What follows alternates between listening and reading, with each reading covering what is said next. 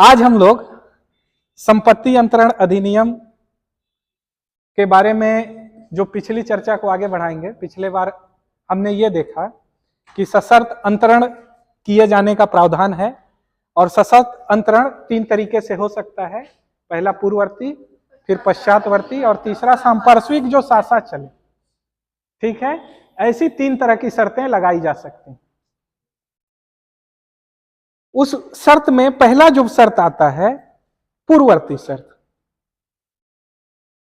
संपत्ति अंतरण अधिनियम के अंतर्गत धारा 26 जो है उस कंडीशन के बारे में बताता है जब पूर्ववर्ती शर्त तो लगाया गया हो लेकिन एज इट इज पालन ना किया गया हो, जैसा कहा गया हो वैसा सेम ना हो पा रहा हो, सेम नहीं हो पा रहा है, मतलब जैसा आदेश दिया गया वैसा नहीं हो पाया। जरा कल्पना कीजिए, एक आदमी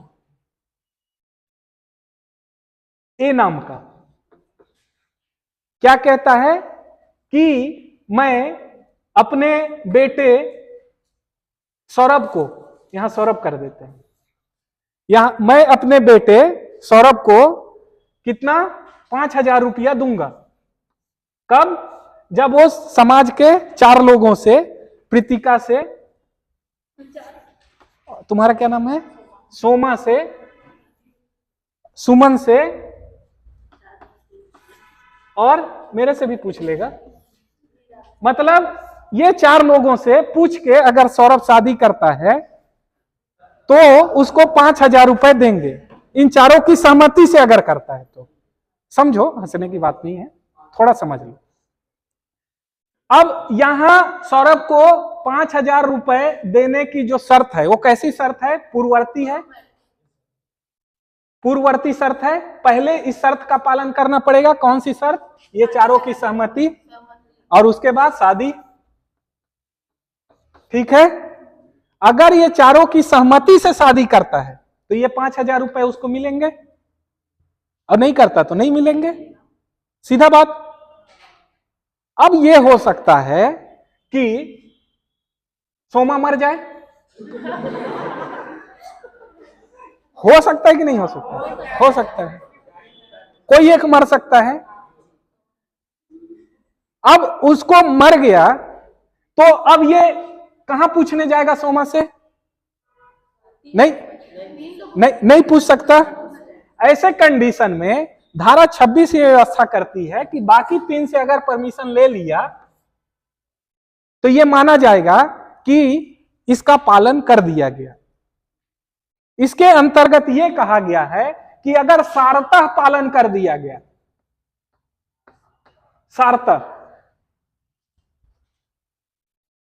सारतः पालन कर दिया गया, मूलभूत रूप से पालन कर दिया गया, उसके इसेंस को समझते हुए जो महत्वपूर्ण चीज था वो ये था कि इनकी सहमति चाहिए।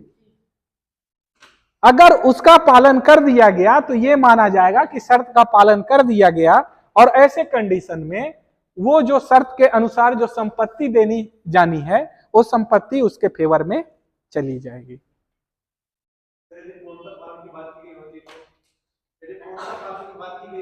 बात तो पूर्णता की ही की गई है, लेकिन अब ये कैसा कंडीशन है? इसका सहमति लिया जा सकता है क्या? अगर ये जिंदा होता, अगर ये जिंदा होता तो ये नहीं कह सकते थे कि सारतः पालन कर दिया गया ये 3 का सहमति लेके। परिस्थिति पे कई बार परिस्थिति चेंज हो जाती है और परिस्थिति चेंज हो गई तो ये माना जाएगा कि उसी के अनुसार व्यवहार करना चाहिए। आप एक रिजिड नहीं हो सकते ना कि हमको यही काम करना है, यही काम करना है। परिस्थितियां चेंज हो गई तो निर्णय भी आपके चेंज होने चाहिए, अन्यथा क्या होगा? अंतरण शून्य हो जाएगा। संपत्ति अंतरण अधिनियम का उद्देश्य कहीं ये नहीं है कि संपत्ति स्वामी विहीन रहे। संपत्ति में किसी न किसी का ओनरशिप रहे, स्वामित्व रहे। संपत्ति अंतरण अधिनियम ये चाहता है, लेकिन वो अंतरण कुछ ऐसे तरीके से ना हो जाए जो कि संपत्ति को नुकसान पहुंचाने वाले हों, या फिर जिसकी संपत्ति है उसकी मर्यादा को खंडित करते हो, उसकी इच्छाओं के विरोध में जाके अंतरण नहीं कर सकते आप। यहां एक ही क्या इच्छा है? एक इच्छा तो बस यही है ना कि इसकी शादी हो जाए और इसकी सहमति भी ले ली जाए। एक ही तो यही इच्छा है ना।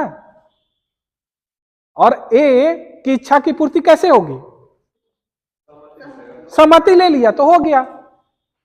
अगर एक इच्छा की पूर्ति हो गई तो अंतरण कर किए जाने में कोई दिक्कत नहीं है, इसको किए जाने में कोई दिक्कत नहीं है। ठीक है। धारा 27 है, लगभग इसी थ्योरी पे धारा 27 काम करता है। धारा 27 क्या बोलता है कि अगर पूर्ववर्ती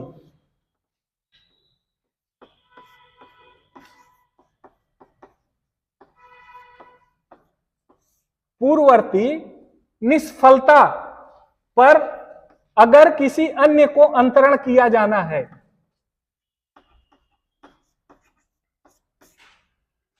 पूर्ववर्ती निष्फलता पर किसी को अंतरण किया जाना है,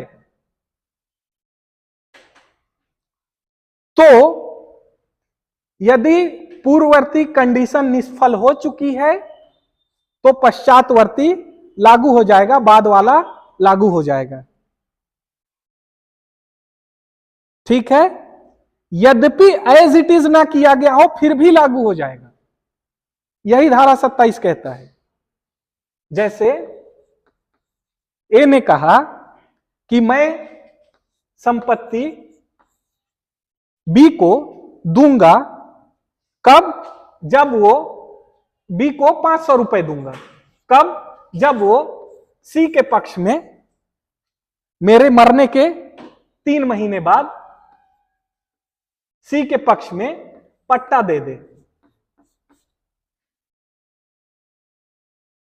ठीक है।